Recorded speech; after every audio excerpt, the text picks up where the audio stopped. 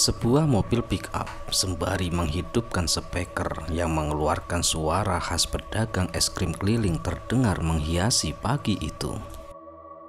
Anak-anak kecil terlihat ada yang berlari ke arah orang tuanya, merengek-rengek meminta untuk dibelikan.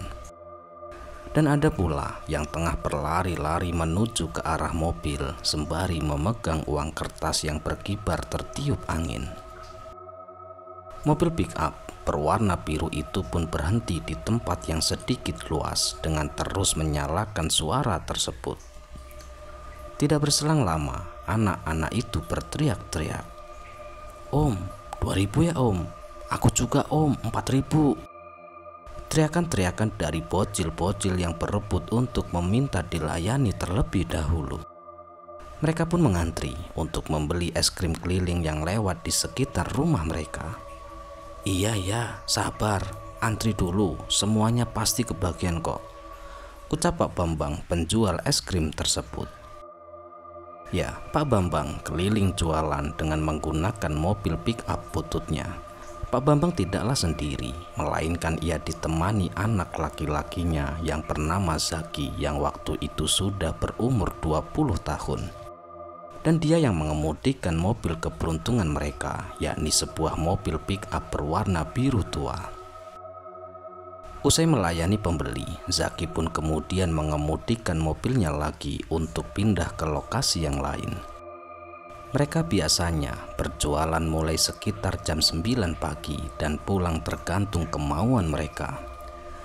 Jika masih banyak, kadang mereka akan pulang sampai malam. Mereka terus berkeliling dari satu desa ke desa yang lain untuk menjajakan dagangannya tersebut.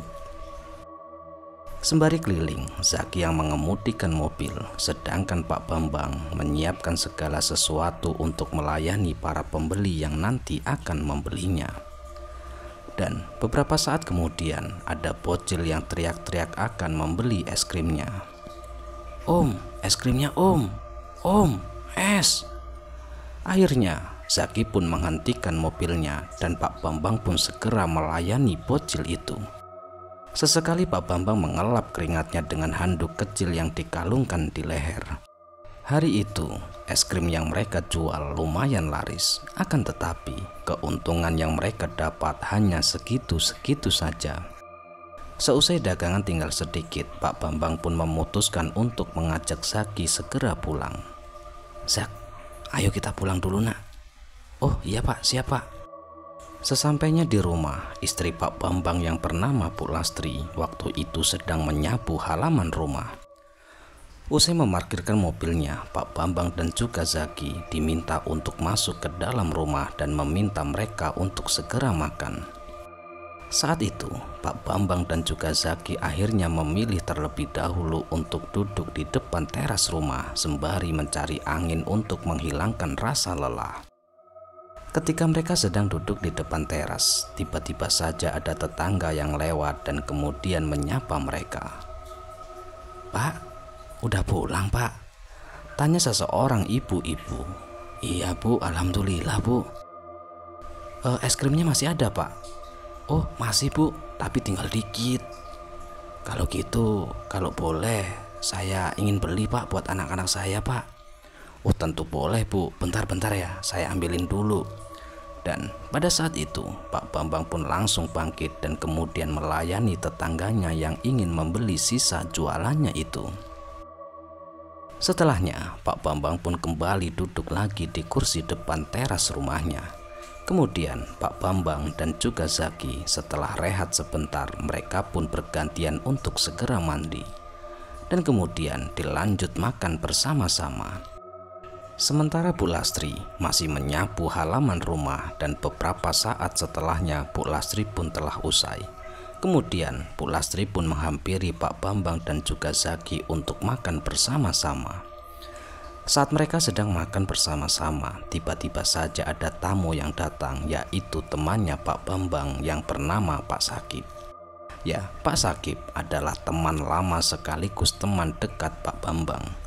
Karena sudah berteman sejak lama, sekaligus Pak Sakib merupakan temannya memancing.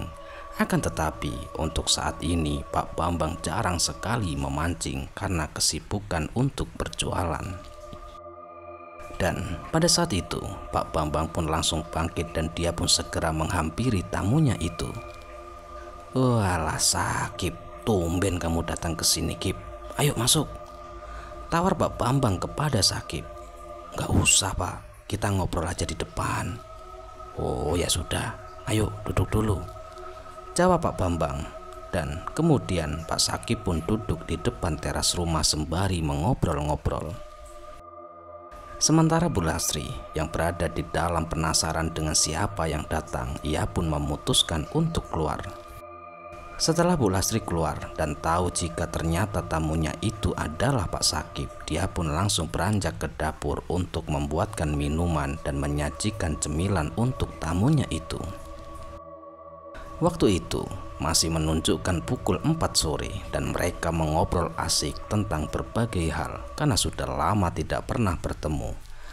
Bu Lastri yang sedang membuatkan kopi di dapur ditanyai oleh Zaki. "Siapa lo Bu yang datang? Tumben." "Itu loh, Sakip."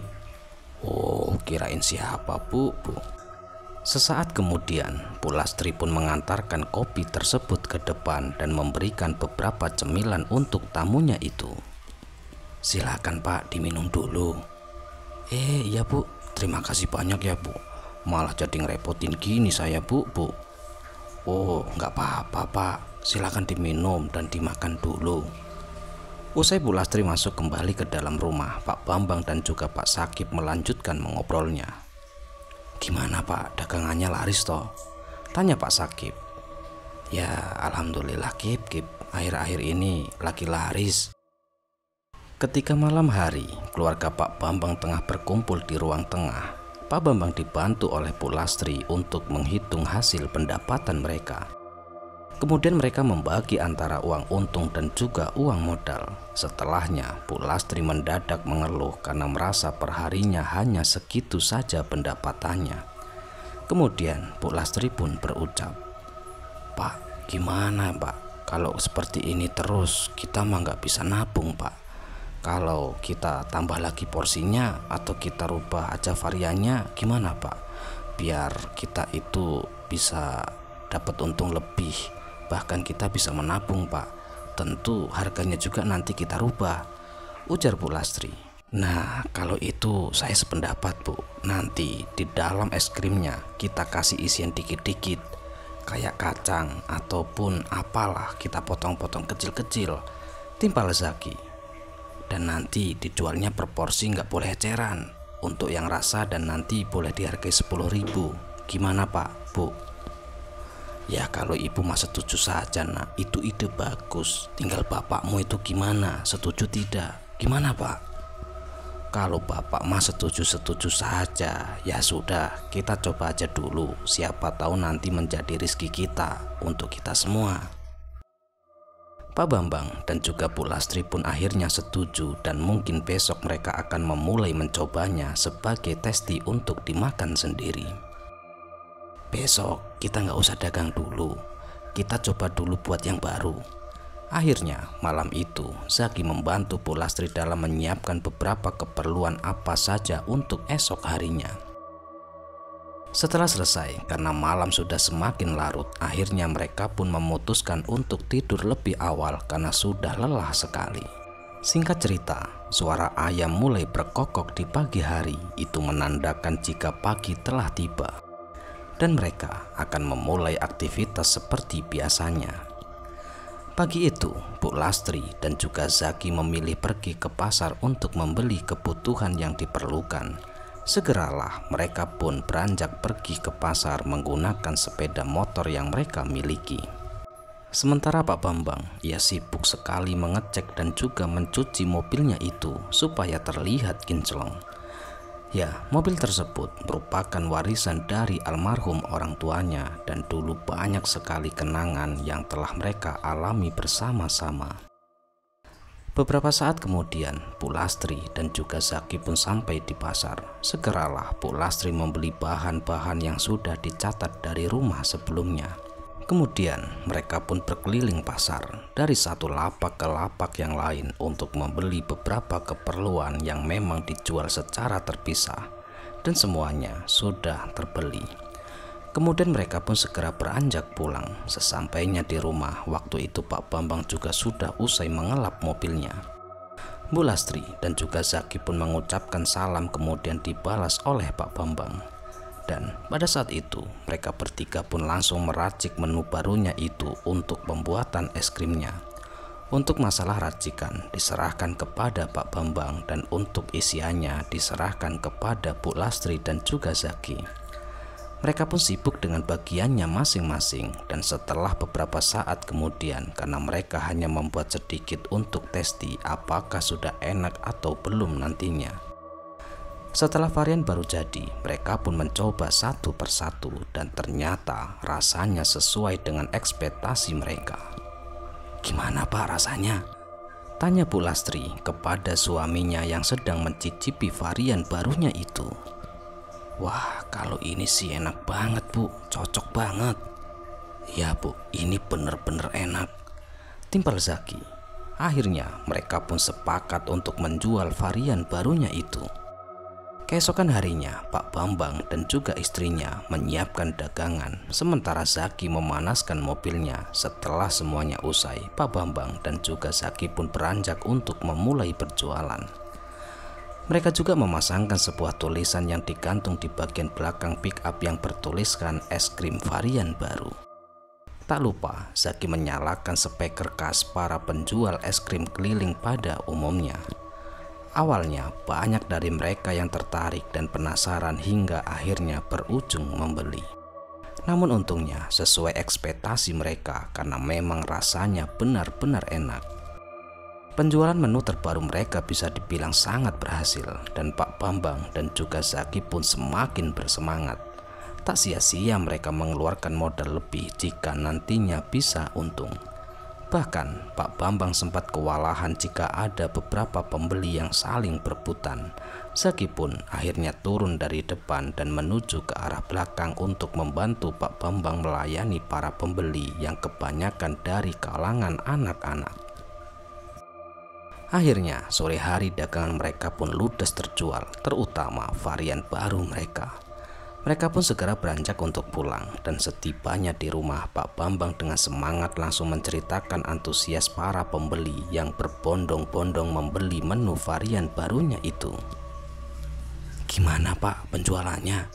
Lah kok jam segini sudah pulang toh Pak?" "Alhamdulillah Bu, laku keras. Semuanya ludes, tapi sisa sedikit yang biasa aja Bu," jawab Pak Bambang sembari duduk di kursi sampingnya. "Wah, berarti yang rasa baru itu pada suka ya Pak?" "Iya Bu, besok buatkan lagi varian yang baru ya." Saat itu Zaki sedang sibuk menurunkan barang-barang yang ada di atas mobil, kemudian dimasukkan ke dalam rumah. "Bu, tolong buatin Bapak kopi ya." "Iya Pak, sebentar ya, Ibu buatkan dulu." Saat di dapur, Bu Lastri berpapasan dengan Zaki, kemudian meminta Zaki untuk mencuci piring. Zaki ini anaknya penurut, jika diminta oleh kedua orang tuanya dia langsung nurut dan juga melaksanakan. Beberapa saat setelahnya, Bu Lastri pun mengantarkan kopi tersebut ke depan teras rumah dan diberikan kepada Pak Bambang. Waktu demi waktu terus berlalu begitu saja dan malam hari pun telah tiba. Selesai makan malam dan menghitung hasil penjualan, Pak Bambang berpamitan kepada Bu Lastri untuk berkumpul di pos ronda karena sudah lama sekali ia tidak ikut meronda di desa. "Bu, Bapak pergi dulu ya." Loh udah malam-malam mau kemana toh Pak?" "Mau ke pos ronda Bu, udah lama sekali Bapak nggak ikut, nggak enak sama para tetangga." "Oh ya sudah Pak, tapi pulangnya jangan malam-malam ya." Sementara Zaki memilih untuk istirahat saja di rumah. Pos rondanya itu tidak terlalu jauh dari rumah mereka dan Pak Bambang pun memutuskan untuk jalan kaki menuju ke pos itu. Tak lupa juga ia mengalungkan sarung ke lehernya karena malam itu ia merasa kedinginan. Setibanya di pos ronda ada beberapa bapak-bapak yang tengah berkumpul di sana. ada yang sedang bermain catur, dan ada pula yang bercanda ria. Mereka yang melihat kedatangan Pak Bambang yang membawa sedikit makanan, mereka pun antusias karena ingin dapat cemilan gratis. Wah, ada Pak Bambang nih. Tumben Pak baru kelihatan. Iya ini, maaf ya. Mumpung pingin ngeronda, biasanya saya tuh capek banget kalau malam Pak. Biasanya langsung tidur. Oh ya, ini ada sisa jualan dan ada sedikit cemilan buat anget-anget, ucap Pak Bambang sembari mengulurkan sekresek cemilan kepada bapak-bapak yang tengah duduk di pos ronda itu. Walah Pak malah repot-repot. Makasih banget ya Pak. Oh ya Pak, gimana jualannya? Laris terus kan? Ya alhamdulillah Pak, lumayan. Ya, di pos ronda itu Pak Bambang menceritakan kegiatannya sehari-hari. Ada juga yang bercanda ria, dan intinya malam itu dipenuhi dengan obrolan yang menghidupkan suasana. Bahkan ada pula yang cerita jika kemarin katanya ada maling, namun maling itu tidak berhasil tertangkap. Konon katanya waktu maling itu dikejar, ia bisa menghilang entah kemana. Udah pada dengar berita belum? Hah, berita apa Pak? Tanya Pak Bambang yang penasaran. Kemarin itu loh, rumahnya Pak RT katanya ada maling. Lah masa sih Pak, kok saya baru tahu? Iya, tapi katanya maling itu kabur, tidak berhasil ketangkep. Lah emangnya maling apa Pak? Katanya sih mau maling sepeda anaknya. Wah, jadi rawan banget sekarang ya. Mungkin kita harus lebih waspada lagi. Ya sudah, makanya sering-sering kesini Pak, kita ngeronda bersama-sama untuk jaga-jaga desa. Ya kalau untuk setiap malam sih kayaknya saya tidak bisa Pak. Soalnya saya kan harus jualan, capek Pak habis jualan itu. Kadang sepulang jualan saya langsung tidur. Kalau ini sih kebetulan tadi saya pulang lebih awal, jadi nggak terlalu capek Pak. Dan ketika malam sudah semakin larut dan juga Pak Bambang hendak berjalan pulang, tiba-tiba saja salah seorang bapak-bapak yang bernama Pak Budi kala itu memanggil-manggil namanya dan mengajak jalan pulang bersama-sama dengannya. Akan tetapi di dalam perjalanan pulangnya itu tiba-tiba Pak Budi berkata kepada Pak Bambang jika ia ingin mengajak Pak Bambang untuk ikut bersama-sama dengannya pergi ke sebuah tempat keramat yang katanya bisa memberikan kekayaan. Pak Bambang mau ikut saya tidak Pak? Hah, ikut kemana emangnya Pak? Pergi ke tempat keramat Pak. Nanti katanya di sana itu bisa memberikan kekayaan dengan cepat Pak. Lah serius Pak? Maksudnya pesugihan gitu? Timpal Pak Bambang. Ya gitulah Pak, tapi jangan bilang siapa-siapa ya Pak. Cukup kita berdua saja yang tahu. Memangnya Bapak itu tahu dari mana Pak? Saya itu dari teman saya Pak. Ya, Pak Budi ini mendapatkan info dari temannya yang ada di sekitaran sana, yang katanya terdengar rumor pesugihan di tempat itu. Bahkan konon katanya tidak memakai tumbal. Ayo Pak, kalau Bapak mau ikut dengan saya, kita bisa bareng bersama-sama dan bisa kaya bareng-bareng. Ah, enggak lah Pak. Pasti pesugihan itu pakai tumbal Pak. Tolak Pak Bambang yang sedikit takut. Tenang saja Pak, kali ini tidak pakai tumbal, dijamin aman. Seketika Pak Bambang pun terdiam memikirkan ajakan itu. Sembari mereka berjalan bersama-sama, Pak Bambang pun akhirnya tertarik setelah mendengarkan hal itu. Dan di malam itulah Pak Bambang memutuskan untuk mampir terlebih dahulu di rumah Pak Budi dan mengobrol di depan teras rumahnya. Pak Budi juga menyiapkan kopi hitam untuk Pak Bambang. Kemudian Pak Budi mulai bercerita tentang detail tentang pesugihan yang akan dijalaninya itu. Usai Pak Bambang menyimak penjelasan singkat dari Pak Budi dan dia sudah menimbang-nimbang jika resikonya juga tidak terlalu berat. Hingga akhirnya Pak Bambang pun sepakat untuk ikut dengan Pak Budi. Dan pada saat itu Pak Budi pun tak lupa meminta kepada Pak Bambang untuk merahasiakan semua ini dari siapapun, termasuk juga keluarganya sendiri. Pak Bambang pun menuruti semua perkataan dari Pak Budi, dan karena malam semakin larut, Pak Bambang pun akhirnya berpamitan pulang. Setibanya di rumah, Pak Bambang langsung membuka pintu rumahnya dengan kunci serep yang ia bawa. Sedangkan Bu Lastri dan juga Zaki sudah terlelap dalam tidurnya. Kemudian Pak Bambang pun menyusul untuk tidur ke kamar. Keesokan paginya, sebelum Pak Bambang berangkat berjualan, dia pun mengatakan kepada Bu Lastri jika minggu depan kemungkinan dia meminta izin untuk pergi bersama temannya. "Bapak itu semalam pulang jam berapa sih, Pak?" "Jam 1, Bu." "Lah kok malam banget toh, Pak? Bapak itu ngapain aja di sana?" "Ya ronda toh, Bu. Jaga desa. Tahu nggak, Bu? Katanya kemarin ada maling loh di rumahnya Pak RT." "Oh, itu sih Bu juga udah tahu, Pak.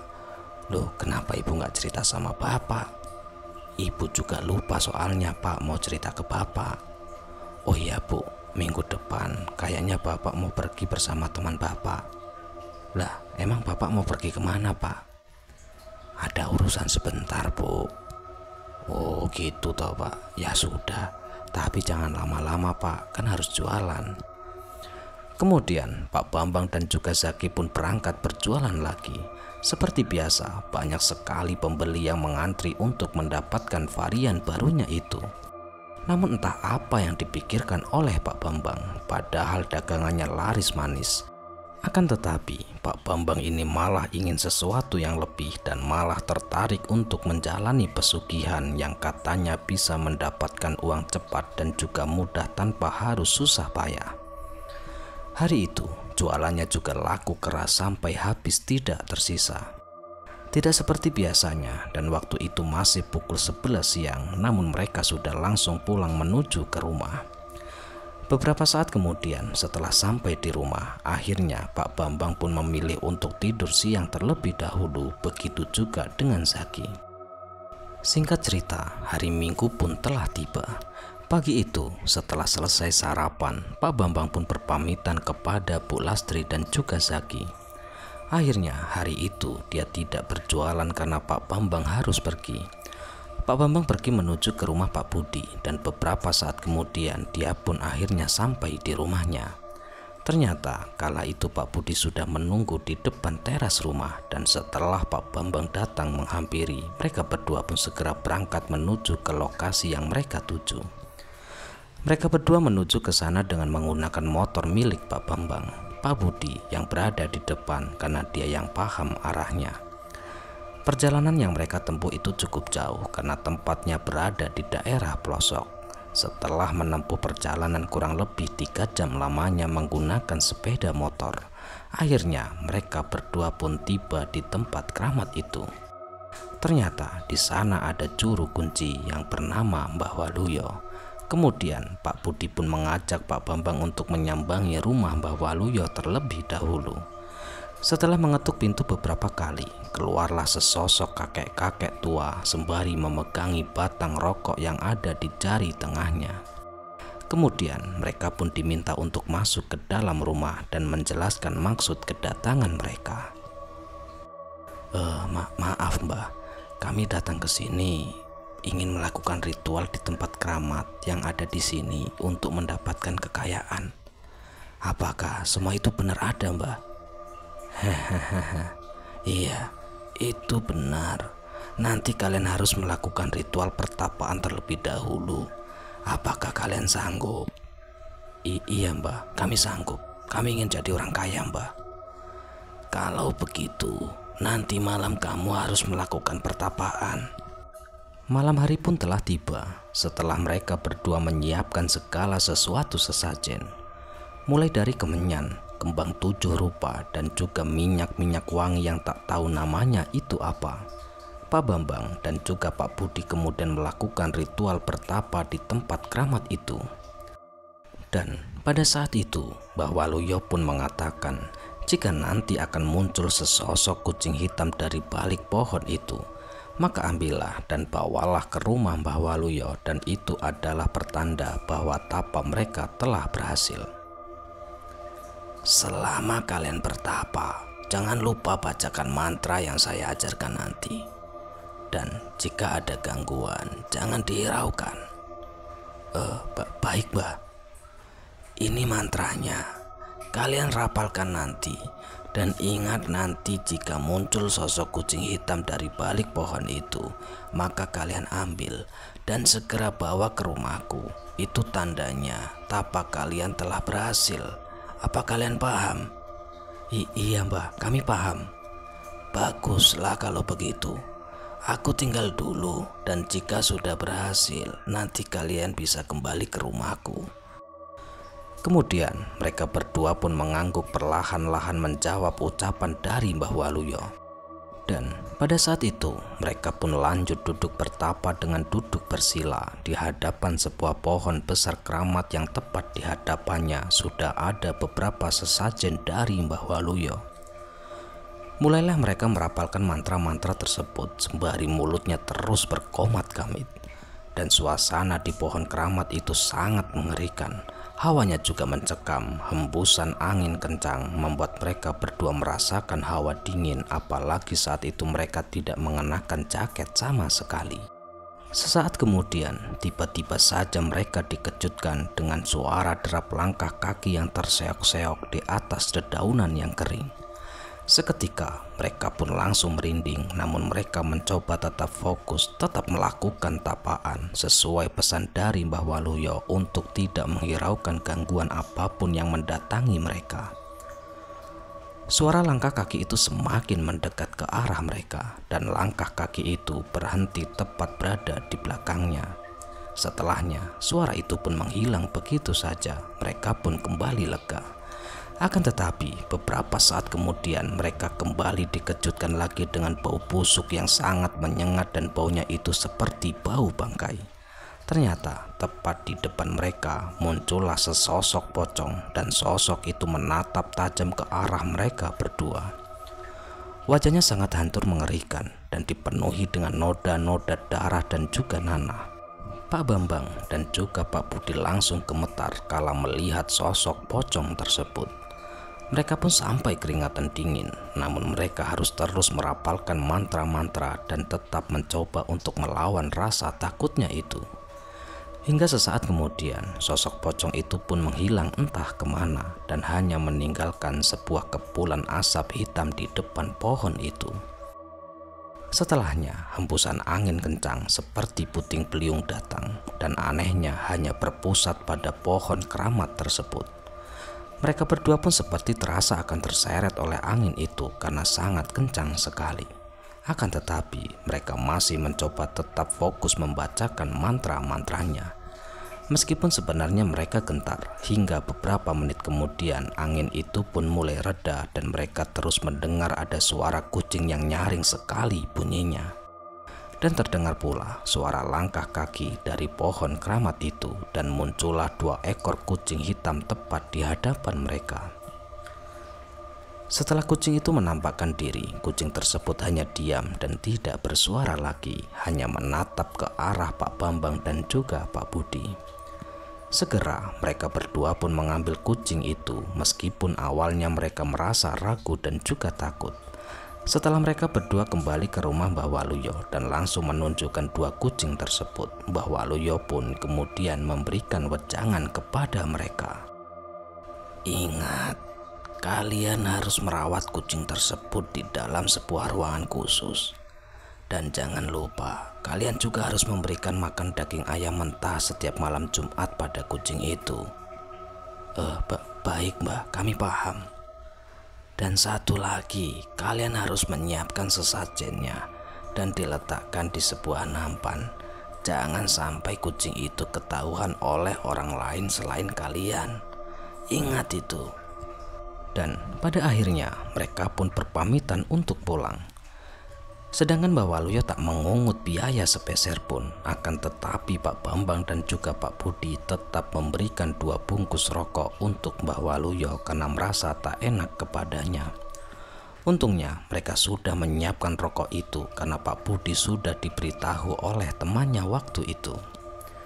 Singkat cerita, dalam perjalanan pulang, mereka sebenarnya merasa heran dengan 2 kucing yang mereka masukkan ke dalam karung itu. Kucing itu tidak memberontak dan tidak bersuara sama sekali. Namun mereka mencoba untuk tidak memusingkan hal itu. Keesokan paginya mereka pun sudah sampai di rumahnya masing-masing. Sedangkan Pak Bambang kala itu berpamitan lagi bersama Bu Lastri dan meminta izin tidak berjualan dengan alasan ingin istirahat. Akhirnya saat itu Pak Bambang pun segera beranjak ke pasar untuk membeli beberapa sesajen dan juga daging ayam hitam mentah untuk melakukan ritualnya nanti malam, karena kebetulan malam ini tepat malam Jumat. Setelah Pak Bambang usai melaksanakan titah dari Mbah Waluyo, dan pada saat itu Pak Bambang pun terkejut jika mendapati kembang-kembang sesajen yang ada di nampan mendadak menjadi uang yang sangat banyak sekali. Setelahnya, kucing hitam itu juga memakan dengan lahap daging ayam cemani hitam itu. Dan semenjak itulah Pak Bambang ini diam-diam menyimpan banyak sekali uang tanpa sepengetahuan Bu Lastri dan juga Zaki. Begitu juga dengan yang dialami Pak Budi, dia juga mendapati hal yang sama setelah menjalani ritualnya. Dan semenjak menjalani pesugihan tersebut, dagangan Pak Bambang pun semakin bertambah laris. Akan tetapi, Pak Bambang sudah tak terlalu bergantung dengan hasil dagangannya tersebut karena dia bisa menghasilkan uang banyak seminggu sekali setelah menjalani ritual. Bahkan, yang membuat heran Bu Lastri, 1 minggu setelahnya Pak Bambang bisa membeli motor dengan cara kontan. Dan di saat ditanya dari mana ia dapat uang sebanyak itu, Pak Bambang pun berbohong jika semua itu adalah uang hasil bisnis dengan Pak Budi. Namun Pak Bambang tidak mau menjelaskan apa bisnisnya itu. Singkat cerita, semenjak Pak Bambang melakukan pesugihan tersebut, di rumahnya Bu Lastri dan juga Zaki sering sekali mendengar suara-suara aneh dan juga gangguan-gangguan yang membuat mereka ketakutan. Suatu malam, saat itu Zaki sudah tidak bisa tidur karena entah kenapa hawa kamarnya terasa panas dan juga gerah. Hingga akhirnya dia pun memutuskan untuk pergi ke depan teras rumah sembari main game di HP-nya. Saat sedang asik-asiknya bermain game, tiba-tiba saja ia malah dikejutkan dengan suara kucing yang mengeong-ngeong. Namun suaranya sangat aneh dan berbeda sekali. Pada saat itulah Zaki pun langsung terperanjat, mengedarkan pandangannya mencari keberadaan sosok kucing itu, namun dia tidak mendapati apapun. Hingga akhirnya ia merasa merinding dan dia pun langsung kembali masuk ke dalam kamarnya karena merasa takut. Bahkan dia pun langsung menyelimuti tubuhnya dengan selimut dan segera beranjak tidur. Sementara Bu Lastri malam itu yang sedang tidur, tiba-tiba saja ia dikejutkan dengan suara lemparan seperti batu di atap rumahnya. Suaranya pun sangat kencang sekali sehingga membuatnya terbangun. Namun Pak Bambang masih tetap tertidur pulas. Akhirnya Bu Lastri pun bangkit terbangun dari tidurnya dan kemudian berjalan keluar rumah untuk melihat apa yang telah terjadi. Karena suara itu sangat kencang sekali dan seperti terdengar atap rumahnya itu pecah. Saat Bu Lastri keluar rumah dan melihat ke arah atap genting, ternyata Bu Lastri tidak menemukan apa-apa di sana. Akan tetapi, tiba-tiba saja Bu Lastri kala itu mendengar ada suara aneh dari suara kucing. Bu Lastri pun mengedarkan pandangannya ke sekeliling, akan tetapi dia tidak melihat apapun. Hingga akhirnya hembusan angin kencang datang tiba-tiba dan membuat Bu Lastri merinding seketika. Dan pada saat itu, Bu Lastri pun langsung masuk ke dalam rumah dan tidak menghiraukan suara-suara yang didengarnya tadi. Karena haus, Bu Lastri pun segera beranjak pergi ke dapur untuk mengambil air putih. Namun ketika sedang mengambil air putih, tiba-tiba saja ia mendengar ada suara benda jatuh lagi. Sontak, Bu Lastri pun langsung terperanjat jika itu suara terdengar suaranya dari ruang tamu. Dia pun kembali berjalan ke arah depan, ke arah ruang tamu, dan ternyata ada vas bunga pajangan yang jatuh hingga pecah terurai di lantai. Bu Lastri pun heran kenapa itu bisa jatuh sendiri. Akhirnya malam itu Bu Lastri sibuk untuk membersihkan pecahan vas bunga tersebut. Singkat cerita, beberapa bulan ke depan kesialan justru menimpa Pak Bambang. Ya, semenjak ia memiliki banyak uang, dia jarang berjualan es krim lagi. Justru ia menyewa orang untuk menemani Zaki jualan dan akan membayar orang itu. Sementara dirinya kini sering pergi memancing dari pagi dan pulang sore hari. Saat dirinya sedang memancing di rumah, Bu Lastri kala itu berniatan ingin membersihkan rumah dari kamar sampai gudang akan ia bersihkan. Pak Bambang yang kala itu memang melarang Bu Lastri jika ia masuk ke dalam gudang. Pak Bambang pun melarang Bu Lastri untuk membersihkan ruang itu. Akan tetapi karena Pak Bambang tidak berada di rumah, Bu Lastri yang penasaran akhirnya membuka pintu gudang dengan kunci serep yang ia pegang. Dan saat pertama kali masuk yang dirasakan oleh Bu Lastri adalah gelap gulita, dan untungnya nampan dan juga sesajen selalu dibersihkan oleh Pak Bambang usai menjalani ritual. Akan tetapi Bu Lastri sangat terkejut ketika mendapati seekor kucing hitam besar yang berada di pojokan. Dia tidak berpikir kalau Pak Bambang dan juga Zaki yang memelihara kucing itu. Astagfirullah, kok ada kucing hitam? Gerutu Bu Lastri, dan pada akhirnya karena ia mengira kucing itu hendak mencuri makanan, Bu Lastri pun memukul kucing tersebut dengan sapu hingga membuat kucing itu kesakitan dan akhirnya pergi dari rumah Bu Lastri. Bersamaan dengan itu, di tempat lain, Pak Bambang yang sedang asik memancing bersama dengan Pak Sakip, tiba-tiba saja mendadak tubuhnya itu terasa sakit. Terasa seperti dipukul sesuatu, dan tiba-tiba saja Pak Bambang mendadak melihat sesosok kucing peliharaannya yang nampak murka muncul dari dalam sungai. Dan hanya Pak Bambang saja yang melihat kejadian itu. Sontak saja Pak Bambang pun langsung berteriak, dan bersamaan dengan itu tubuh Pak Bambang pun langsung terpental ke belakang oleh sesuatu yang tidak kasat mata. Setelah tubuh Pak Bambang ambruk dan kejang-kejang, Pak Sakip yang panik ketika melihat apa yang telah dialami oleh sahabatnya itu. Segera Pak Sakip membawa pulang Pak Bambang ke rumah dibantu dengan teman mancing yang lain yang saat itu sedang berada di sana. Setibanya di rumah, Pak Sakip ini mengatakan kepada Bu Lastri jika ia mengira Pak Bambang terkena ketempelan setan. Bu Lastri saat itu benar-benar panik melihat suaminya yang seperti itu. Saat itu hanya Pak Sakip yang ada di rumah sementara teman-teman mancing yang lain sudah kembali pulang. Tanpa basa-basi, Bu Lastri pun langsung memanggil seseorang ustadz di desanya, dan selang beberapa lama kemudian Ustadz Hasan pun datang dan kemudian diceritakan duduk perkaranya oleh Pak Sakip. Pak Ustadz pun kala itu langsung membacakan sebuah doa dan usai diterawang oleh Pak Ustadz.